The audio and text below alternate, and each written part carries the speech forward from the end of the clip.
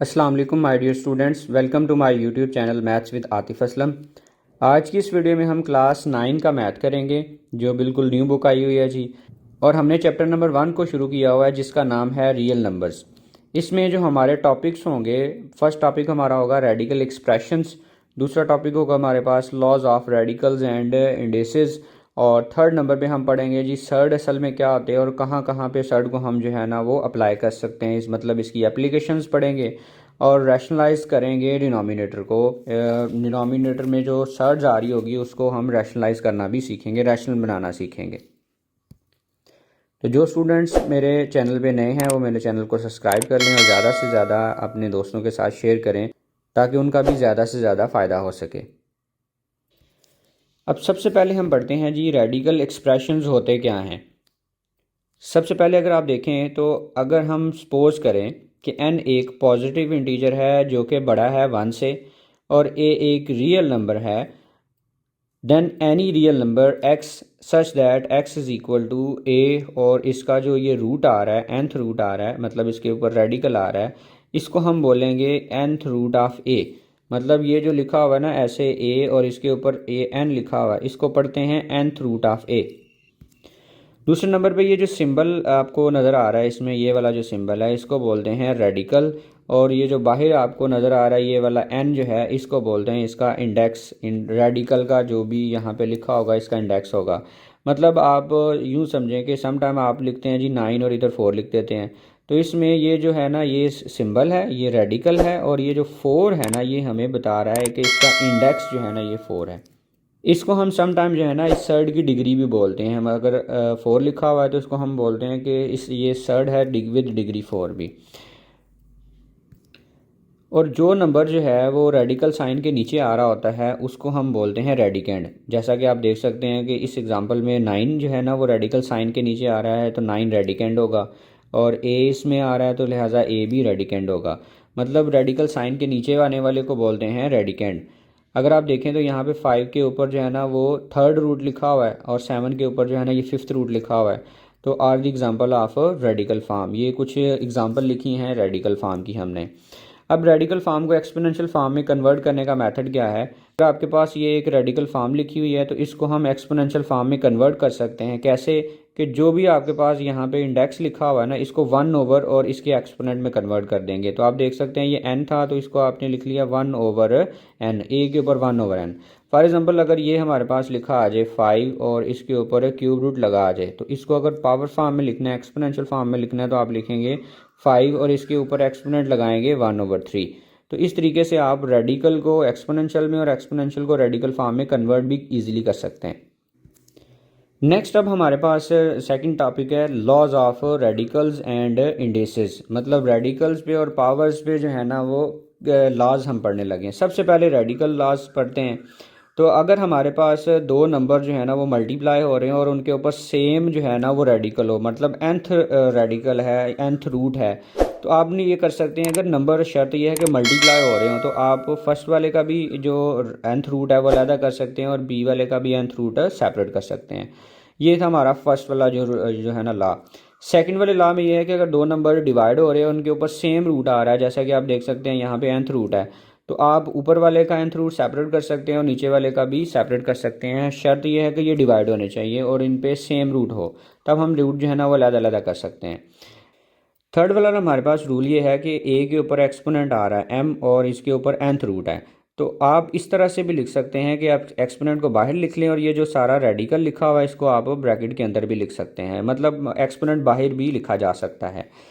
Number 4 को अगर आप देखें तो यहाँ पे a है और इसके ऊपर nth रूट है और एक्सपोनेंट भी n है। तो अगर याद रखें कभी भी ऐसा आ जाए कि रूट का जो इंडेक्स है और जो उसका एक्सपोनेंट है वो सेम हो, तो सिंपली ये दोनों इसके साथ हम कैंसिल कर दिया करेंगे। कैंसिल कैसे होंगे, आप देख सकते हैं कि ये रेडिकल फॉर्म है, इसकी हमने लिखी है एक्सपोनेंशियल फॉर्म 1 ओवर n की फॉर्म में, तो n और n आपस में कैंसिल हो जाएंगे और हमारे पास आंसर आया करेगा a। आप सिंपली एक याद रखें कि जब रूट का जो इंडेक्स है और जो उसका एक्सपोनेंट है सेम आए तो सिंपली उन दोनों को कैंसिल करवा दिया करेंगे। तो अब हमने ना लॉज ऑफ रेडिकल तो पढ़ लिए हैं, अब हम लॉज ऑफ इंडिसेस पढ़ने लगे हैं। वैसे इसके अलावा भी लॉज ऑफ रेडिकल्स होते हैं लेकिन आपकी बुक में अभी इतने ही मेंशन किए हैं, तो आप इतने ही अभी के लिए याद रखें। लॉ ऑफ इंडिसेस में ना फर्स्ट वाला लॉ है ए टू दी पावर एम और डॉट आ रहा है ए टू दी पावर एन। तो अगर यहाँ पे देखें कि एक ये ए है और यहाँ पे भी ए है, मतलब दो नंबर मल्टीप्लाई हो रहे हैं और ये जो नीचे वाला नंबर होता है ना इसको बेस बोलते हैं, और दोनों की बेसिस सेम हो और दो नंबर मल्टीप्लायर हो तो एक्सपोनेंट जैसे मर्जी हो, सिंपली आपने एक्सपोनेंट को प्लस कर लेना है। इसकी मैं एग्जांपल कुछ यूँ बताऊंगा कि लेट्स सपोज हमारे पास लिखा आ जाए 5³ और मल्टीप्लाई हो रहा हो 5 टू द पावर 10 के साथ। तो यहाँ पे अगर आप गौर करें तो यहाँ पे भी बेस में 5 आ रहा है और यहाँ पे भी बेस में 5 आ रहा है। तो आप सिंपली इसको यूँ कर सकते हैं कि 5 और 3 में आप 10 को प्लस कर सकते हैं, मतलब आप लिखेंगे 3 + 10 इज इक्वल टू, तो आपके पास आ जाएगा 5 टू द पावर 13। तो मतलब आपके पास अगर बेसिस सेम हो तो आप एक्सपोनेंट्स को प्लस कर सकते हैं। अब अगर आप सेकंड वाले लॉ को देखें तो उसमें हमारे पास लिखा हुआ ए का एक्सपोनेंट है जी एम और होल का जो एक्सपोनेंट है वो है एन। तो अगर ब्रैकेट के बाहर कोई एक्सपोनेंट आ रहा है, पावर आ रही है, तो सिंपली इन दोनों को आप हमेशा मल्टीप्लाई कर दिया करेंगे, मतलब ए के एक्सपोनेंट में एम और एन जो है ना ये मल्टीप्लाई की फॉर्म में आ जाएंगे। थर्ड वाले लॉ को देखें तो इसमें दो नंबर हो रहे हैं मल्टीप्लाई और उनका सेम जो है ना वो एक्सपोनेंट है, सेम पावर है। तो आप इन दोनों को पावर जो है ना लैदा करके लिख सकते हैं। ज़रूरी नहीं यहाँ पे 2 हों, 10 हों, 15 हों, जितने मर्जी हों, उसका जो कॉमन एक्सपोनेंट है वो सब के ऊपर आपने लैदा कर दिया करना है, अगर वो मल्टीप्लाई हो रहे हों या डिवाइड हो रहे हों। 4 वाले में भी बिल्कुल बात सेम यही है, सिर्फ फ़र्क इन दोनों में ये है कि यहाँ पे ये मल्टीप्लाई हो रहा है और यहाँ पे ये डिवाइड हो रहा है। तो इसमें भी आप ए के ऊपर जो एन आ रहा है एक्सपोनेंट ये भी अलग कर देंगे और बी के ऊपर जो एन आ रहा है एक्सपोनेंट ये अलग कर देंगे। नंबर 5 में यह है कि अगर हमारे पास एक ऊपर नंबर है जिसमें ए का एक्सपोनेंट आ रहा है एम और नीचे एक नंबर है जिसमें ए का एक्सपोनेंट आ रहा है एन, और ख़ास बात यह है कि दोनों की बेसिस सेम है, इसकी भी बेस ए है और इसकी भी बेस ए है। अगर ऐसी सिचुएशन हो डिवाइड हो रहे हो तो नीचे वाला नंबर जब ऊपर जाएगा ना तो इसके एक्सपोनेंट में माइनस हो जाएगा, मतलब लिखेंगे एम माइनस एन। अब इसके बाद 6 वाले पार्ट को देखें। 6 वाला जो लॉ है उसमें आ रहा है कि किसी भी नॉन ज़ीरो नंबर की, यहाँ पे मेंशन होना चाहिए था कि ए जो है वो ज़ीरो नहीं होना चाहिए, ज़ीरो के अलावा कोई भी नंबर हो और उसकी पावर हम ज़ीरो लें तो आंसर हमारे पास 1 आएगा। लेकिन 0 टू दी पावर 0 जो है ना ये अनडिफाइन होता है, इन्फिनिटी भी लिख सकते हैं हम इसको। तो आपने याद रखना है कि 0 के अलावा ए की जगह पे कोई भी नंबर आए तो आंसर 1 आएगा। ये बड़ा ही इंपॉर्टेंट लॉ है, इसको हम बहुत ज़्यादा दफ़ा जो है ना क्वेश्चंस में भी इस्तेमाल करेंगे। अब हम इन लॉज को एग्जांपल्स में जो है ना वो अप्लाई करके देखते हैं कि कैसे कैसे इनको हमने अप्लाई करना है। तो हमारे पास है एग्जांपल नंबर 7 जिसमें ये कह रहा है जी सिंप्लीफाई करना है ये नीचे वालों को। फर्स्ट वाले पार्ट में हमारे पास लिखा हुआ है 16 और एक्स के ऊपर एक्सपोनेंट आ रहा है 4 और वाई के ऊपर एक्सपोनेंट आ रहा है 8 और इन सब का जो है ना ये फोर्थ रूट गिवन है। तो आप यहाँ पे लगाएंगे अगेन जो है ना ये फोर्थ रूट और ये जो क्वेश्चन है इसको लिख लेंगे 16 एक्स टू दी पावर 4 और वाई टू दी पावर 8। तो आपने करना ये है कि 16 को सबसे पहले हम करेंगे फैक्टराइज। तो आप देख सकते हैं जी 16 है एक इवन नंबर तो ये 2 के टेबल से जाएगा और 2 8 ज़ार होगा जी 16 और फिर 2 जो है वो 4 ज़ार होगा 8 और फिर 2 जो है वो 2 ज़ार होगा 4 और 2 जो है ये 1 ज़ार होगा 2। तो 2 इंटू 2 इंटू 2 मतलब 2 आ रहा है 4 टाइम। तो हम 16 की जगह पे लिख लेंगे 2 का एक्सपोनेंट 4 और जो बाकी हैं उनको एज इट इज़ लिखेंगे, मतलब एक्स टू दी पावर भी 4 लिखेंगे और वाई टू दी पावर भी 8 लिखेंगे। और अब हम जो है इसको ये जो रेडिकल फॉर्म है इसको एक्सपोनेंशियल में कन्वर्ट करेंगे। आप देख सकते हैं कि यहाँ पे फोर्थ रूट है तो इसको एक्सपोनेंट में यूँ लिखेंगे 1/4। अब ये जो 1/4 है ये कॉमन पावर आ रही है, ये इनके ऊपर सबके अलग हो जाएगी। हमारे पास जो इसमें लॉ यूज़ होगा वो ये है कि अगर ए के ऊपर m पावर हो और इस सारे के ऊपर n पावर हो तो ये पावर जो है ना इनके ऊपर जो है ना मल्टीप्लाई हो जाती है, पावर से मल्टीप्लाई हो जाती है, मतलब ये लिखा जाएगा a to the power m multiply by n।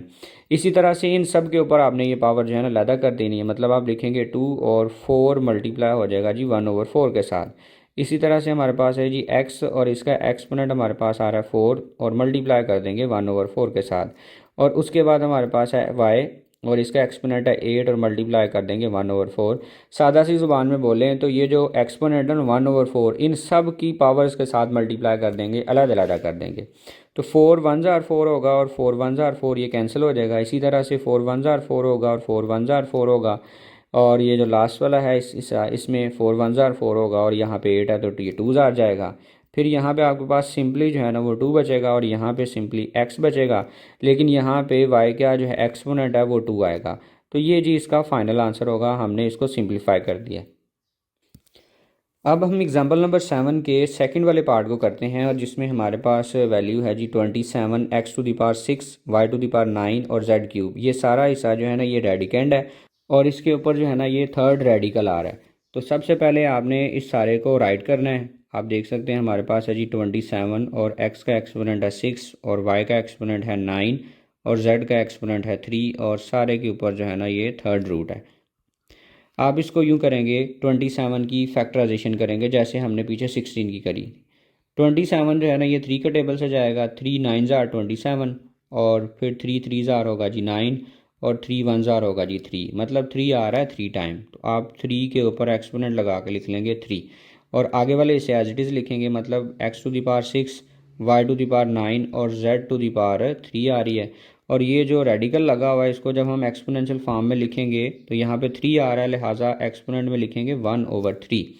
अब आपने क्या करना है, जैसे पीछे आपने लॉ अप्लाई किया है वैसे ही कि ये जो कॉमन पावर है इन सब की पावर्स के साथ मल्टीप्लाई हो जाएगी, मतलब आप लिखेंगे 3 और इसके एक्सपोनेंट में लिखेंगे 3 मल्टीप्लाई बाय 1/3। फिर आपके पास लिखा आ रहा है जी x, और इसके ऊपर पावर आ रही है 6 मल्टीप्लाई बाय 1/3। इसी तरह से आप देख सकते हैं यहाँ पे y है और एक्सपोनेंट में आ रहा है 9 मल्टीप्लाई बाय 1/3, और z का जो एक्सपोनेंट है वो है जी 3, और मल्टीप्लाई इसके साथ भी हम कर देंगे 1/3। सब के साथ हमने मल्टीप्लाई 1/3 कर दिया। अब हम इन सब की कटिंग करवाते हैं। आप देख सकते हैं ये 3 1 ज़ार 3 और 3 1 ज़ार 3 कट हो जाएगा। यहाँ पे 3 1 ज़ार 3 होगा, 3 2 ज़ार 6 होगा, 3 1 ज़ार 3 होगा, 3 3 ज़ार 9 होगा, और 3 1 ज़ार 3 और 3 1 ज़ार 3। तो फाइनली हमारे पास आंसर आ जाएगा 3, और यहाँ पे x के ऊपर जो एक्सपोनेंट आएगा वो 2 होगा, तो आप लिख लेंगे x स्क्वेयर, और y के ऊपर एक्सपोनेंट 3 होगा तो यहाँ पे आप लिखेंगे y यहाँ पे क्यूब, और z के ऊपर पावर 1 होगी, मतलब सिंपली आप z लिखेंगे। तो ये इसका सिंपल तरीन आंसर होगा। अब हम इसी एग्जाम्पल का थर्ड वाला पार्ट करते हैं, जिसमें हमारे पास वैल्यू गिवन है 64, और इसके एक्सपोनेंट में आ रहा है -4/3। तो सबसे पहले आप यूँ करेंगे कि 64 और x टू दी पावर -4/3 को एज इट इज़ लिख लेंगे, और 64 की हम जी करते हैं फैक्टराइजेशन। तो आप देख सकते हैं जी 64 जो है ना ये एक इवन नंबर है, लिहाजा 2 के टेबल से होगा, 2 3 ज़ार 6 जाएगा, और 2 2 ज़ार होगा 4। फिर 32 अगेन 2 के टेबल में आएगा, और 2 1 ज़ार 2 होगा, यहाँ से 1 कैरी बचेगा, और 1 और 2 12 हो जाएंगे, और 2 6 ज़ार 12 होगा। फिर ये अगेन 2 के टेबल से जाएगा, 2 8 ज़ार होगा 16, फिर 2 जो है ना वो 4 ज़ार होगा 8, और फिर 2 2 ज़ार होगा 4, और 2 जो है ना ये 1 ज़ार 2 आएगा। मतलब आप देख सकते हैं यहाँ पे ये 2 1 2 3 4 5 और ये 6 है, मतलब 2 जो है ना ये 6 टाइम आ रहा है। तो आप इसको यूँ लिख सकते हैं 2 टू दी पावर 6, और इसका होल एक्सपोनेंट है -4/3। अब आपने ऐसा करना है कि ये जो -4/3 है इसको मल्टीप्लाई कर देंगे 6 के साथ, लॉ के मुताबिक, पावर लॉ के मुताबिक। आप इसको लिखोगे 6 मल्टीप्लाई बाय -4/3। तो आप देख सकते हैं ये 3 1 ज़ार 3 होता है, और 3 2 ज़ार जो है ना ये 6 होगा, और हमारे पास लिखा जाएगा 2, और 2 को आप -4 से मल्टीप्लाई करेंगे तो आंसर आ जाएगा -8। फर्दर आप इसको यूँ करोगे कि पावर अगर नेगेटिव हो तो अगर नीचे लेके जाएं, डिनोमिनेटर में लेके जाएं, मतलब 1/2 टू दी पावर 8 करें, तो पावर अगर माइनस हो तो नीचे जाके पावर प्लस हो जाती है। अब 2 टू दी पावर आप 8 को कैलकुलेट भी कर सकते हैं। कैलकुलेटर पे आप 2 टू दी पावर 8 लिखिएगा, आपको आंसर मिलेगा 256। तो ये हमारा फाइनल आंसर होगा थर्ड वाले पार्ट का। अब हम एक इम्पॉर्टेंट टॉपिक करते हैं जो कि सर्ड के बारे में है जी। सर्ड्स क्या होती हैं और उसकी हम एप्लीकेशन भी देखेंगे कि सर्ड्स को हम कहाँ कहाँ जो है ना वो अप्लाई करेंगे। तो सबसे पहले इसकी डेफिनेशन आपने याद रखनी है कि सर्ड असल में किस बला को बोलते हैं। अगर हमारे पास किसी किस्म का भी कोई भी रेडिकल है, लेट्स सपोज ये जनरली मैंने लेट कर लिया कि ए है और इसके ऊपर nth रूट है, इसमें दो बातें अगर आपको पता हैं तो आप बता सकते हैं कि ये सर्ड है या नहीं है। पहली बात क्या है कि आपको पता है कि जो रेडिकल साइन के नीचे इसमें जो ए आ रहा है इसको बोलते हैं रेडिकेंड, और ये जो रेडिकेंड है ना ये रैशनल होना चाहिए। ये शर्त है इसके लिए कि ए जो है, मतलब ये जो रेडिकेंड है ये रैशनल होना चाहिए। और दूसरी शर्त ये है कि इसका टोटल का जो आंसर है, ये जो टोटल रेडिकल लिखा हुआ है इस सारे का आंसर इर्रेशनल होना चाहिए। मतलब कि अंदर वाला जो नंबर होगा रेडिकल के अंदर जो रेडिकेंड है ये रैशनल होना चाहिए, और सारे का जो आंसर है ये इर्रेशनल होना चाहिए। अगर इन दोनों में से एक भी प्रॉपर्टी सेटिस्फाई नहीं होती तो ये जो रेडिकल होगा ये सर्ड तो नहीं कहलाएगा। तो आप देख सकते हैं जी, मैंने यहाँ पे डेफिनेशन लिखी हुई है, N irrational radical with rational radicand. Irrational radical होना चाहिए और रैशनल जो है ना ये रेडिकेंड हो, तो हम उसको बोलते हैं सर्ड। फॉर एग्जांपल आप देख सकते हैं यहाँ पे लिखा हुआ है स्क्वायर रूट ऑफ 5। इसमें ये जो 5 है ये रैशनल नंबर है, और इस सारे का जो आंसर है स्क्वायर रूट 5 का जो फुल आंसर है ना ये इर्रेशनल होता है। तो दोनों बातें फुलफिल हो रही हैं, इसलिए स्क्वायर रूट ऑफ 5 को आप सर्ड बोलते हैं। ठीक है, इसके अलावा और भी एग्जांपल्स हैं जी। यहाँ पे अगर आप देख सकते हैं जी, स्क्वायर रूट ऑफ 7 लिखा हुआ है। 7 जो है ना ये रैशनल है, और ओवरऑल आंसर जो है इर्रेशनल है। उसके बाद 2 स्क्वायर रूट आ रहा है, ये जी भी एक सर्ड है क्योंकि 2 रैशनल है और ओवरऑल इर्रेशनल है। इसके अलावा 11 के ऊपर क्यूब रूट आ रहा है, तो ये सारी रैशनल हैं। लेकिन अगर आप इनको गौर करते हैं, यहाँ पे लिखा हुआ है पाई के ऊपर स्क्वायर रूट। तो आप देखें जो पाई है ना, मतलब ये जो रेडिकल है, स्क्वायर रूट के अंदर साइन आ रहा है, ये जो नंबर है ये इर्रेशनल है, इसलिए ये सर्ड नहीं है। इसके बाद ये रेडिकल लगा हुआ और इसके अंदर ई आ रहा है। ई जो है ना वो खुद भी एक इर्रेशनल नंबर होता है, तो रेडिकेंड ही जो है ना वो इर्रेशनल है, लिहाजा ये सारा भी इर्रेशनल, सारी जो है ना सर्ड नहीं होगी। आपने एक बात याद रखनी है, कुछ बच्चे ये सोचते हैं कि जिसमें भी ये ऐसे जी ये रेडिकल आ गया तो वो जी सर्ड है, सर्ड है, ऐसे नहीं होता। अगर लेट्स सपोज यहाँ पे आपके पास आ रहा है स्क्वायर रूट ऑफ 25, तो ये सर्ड भी नहीं है, और देखें क्यों नहीं है। 25 जो है ये रैशनल तो है, पहला पॉइंट तो इसका सेटिस्फाई हो रहा है। लेकिन अगर हम इसको सिंप्लीफाई करते हैं ना, तो ये लिखा जाएगा 5 स्क्वायर और इसके ऊपर लग जाएगा जी स्क्वायर, और स्क्वायर स्क्वायर रूट से हो जाएगा कैंसिल। तो हमारे पास फाइनली जो आंसर आ रहा है वो 5 है, और जो फाइनल आंसर है वो इर्रेशनल आना चाहिए था, लेकिन ये आ रहा है रैशनल। लिहाजा ये स्क्वायर रूट ऑफ 25 जो है ना ये सर्ड भी नहीं है। इसलिए कतन ये बिलीव नहीं करना कि जिसमें स्क्वायर रूट आ रहा है या जिसमें रेडिकल साइन आ रहा है तो वो सर्ड है। इसके लिए जो दो बातें मैंने बताई हैं, अगर ये फुलफिल हो रही हैं तो सर्ड है, अगर एक भी बात फुलफिल नहीं हो रही तो ये सर्ड नहीं होगी। इसके बाद एक इंपॉर्टेंट पॉइंट है जो आपने याद रखना है कि हर सर्ड जो होती है ना, जिस तरह की मर्जी सर्ड हो, लेकिन सर्ड हो, वो इर्रेशनल नंबर ज़रूर होता है, लेकिन हर इर्रेशनल नंबर जो है ना वो सर्ड नहीं होती। ठीक है, जैसा कि आपके पास एक पर्टिकुलर एग्जांपल लिखी हुई है कि स्क्वायर रूट ऑफ पाई जो है ना ये सर्ड नहीं है, लेकिन ये इर्रेशनल नंबर है। तो इसलिए कभी भी ये नहीं आपने कहना है कि जी हर सर्ड जो है ना वो इर्रेशनल नहीं होती, हर सर्ड जो है ना वो इर्रेशनल होती ही होती है। अब हम सर्ड्स की कुछ टाइप्स डिस्कस करते हैं, इसकी डिफरेंट टाइप्स होती हैं। फर्स्ट टाइप ये है कि अगर एक सर्ड है जिसके अंदर सिंगल टर्म आ रही है, एक ही टर्म आ रही है, तो उस टर्म को हम उस सर्ड को हम बोलेंगे मोनोमियल सर्ड। जैसा कि आप देख सकते हैं स्क्वायर रूट ऑफ 5 लिखा आ जाए, स्क्वायर रूट ऑफ 7 लिखा आ जाए, तो इसमें सिंगल सिंगल टर्म आ रही है, लिहाजा इसको बोलेंगे मोनोमियल सर्ड।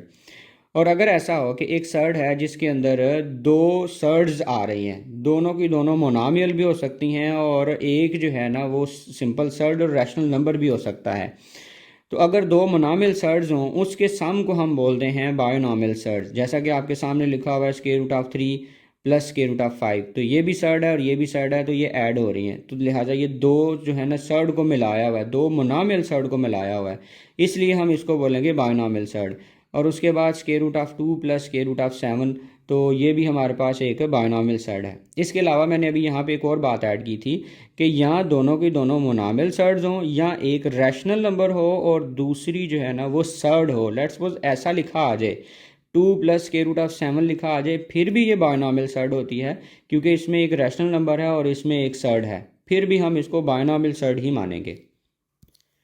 और इसके बाद एक इम्पॉर्टेंट पॉइंट यहाँ पे लिखा हुआ है कि अगर हमारे पास ये एक बायनॉमियल सर्ड है a square root of A plus square root of b, और अगर हम इसके दरमियान वाला जो साइन है वो चेंज कर देते हैं, मतलब बन गया square root of A minus square root of B, तो ये एक दूसरे का कॉन्जुगेट कहलाएंगे। सिर्फ साइन चेंज करने से हम सर्ड का जो है ना बायनॉमियल सर्ड का कॉन्जुगेट फाइंड कर सकते हैं।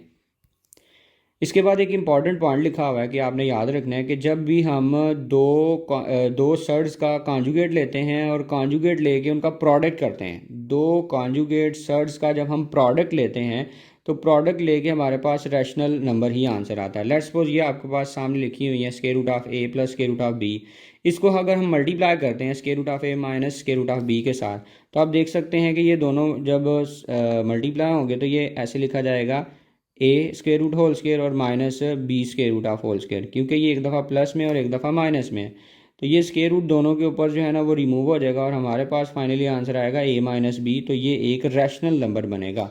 तो ये एक इंपॉर्टेंट पॉइंट है कि कॉन्जुगेट्स अगर दोनों एक दूसरे का हों सर्ड्स, तो उनको मल्टीप्लाई करने से हमेशा रैशनल नंबर आंसर आता है।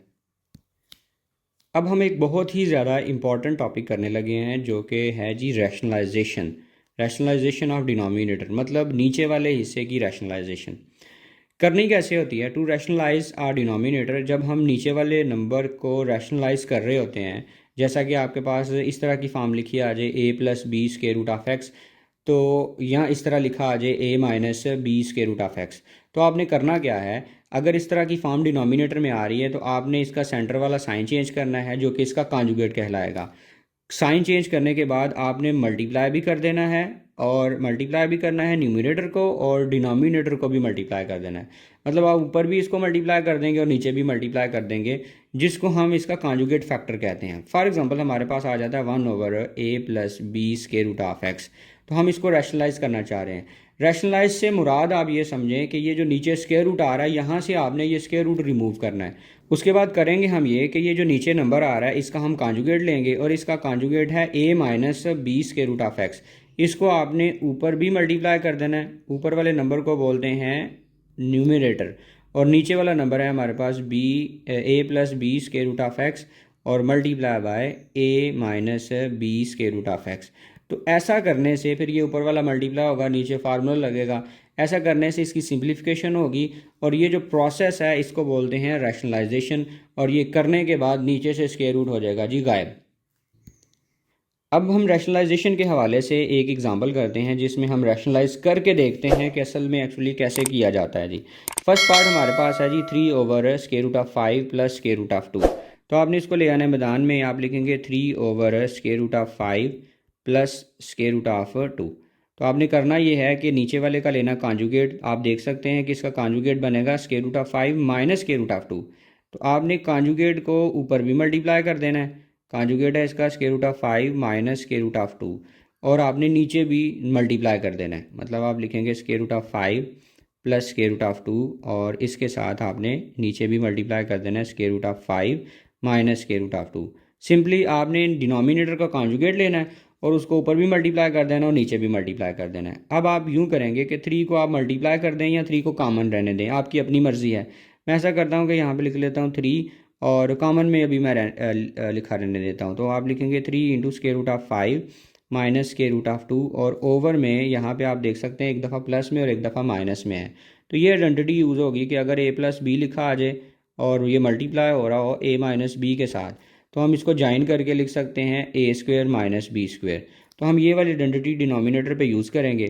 तो आप नीचे जो है ना लिखेंगे square root of 5 whole square और minus square root of 2 whole square. यहाँ पे हमने ये आइडेंटिटी यूज़ कर ली। अब अगेन न्यूमरेटर को आप लिखेंगे जैसा लिखा हुआ वैसे ही, 3 इंटू स्क्वायर रूट ऑफ 5 और माइनस स्क्वायर रूट ऑफ 2। और आप देख सकते हैं कि जो स्क्वायर है ये स्क्वायर रूट से हो जाएगा जी कैंसिल, और यहाँ पे भी स्क्वायर रूट से हो जाएगा कैंसिल। तो हमारे पास डिनोमिनेटर में आएगा 5 माइनस 2। तो 5 में से जब आप 2 को माइनस करेंगे 3 आ जाएगा, और ऊपर वाले हिस्से को अगेन आप एज इट इज़ लिखेंगे 3 into square root of 5 minus square root of 2, और डिवाइड में हमारे पास आ रहा है जी 3। तो आप 3 को 3 के साथ जो है ना वो कैंसिल करवा देंगे, ये वन टाइम कैंसिल हो जाएगा, और फाइनली हमारे पास आंसर आ जाएगा square root of 5 minus square root of 2। तो ये इसका आप देख सकते हैं कि डिनोमिनेटर जो है ना रैशनलाइज हो गया हुआ है। इसके डिनोमिनेटर में अब कोई भी किसी किस्म की सड़ नहीं आ रही। अब हम इसका सेकंड वाला पार्ट करते हैं जिसमें हमारे पास अगेन जो है ना एक नंबर गिवन है 3/√5 माइनस स्क्वायर रूट ऑफ 2। तो इसको भी हमने रैशनलाइज करना है, नीचे से जो है ना स्क्वायर रूट रिमूव करना है। तो आप यहाँ पे लिखेंगे 3/√5 और माइनस स्क्वायर रूट ऑफ 2।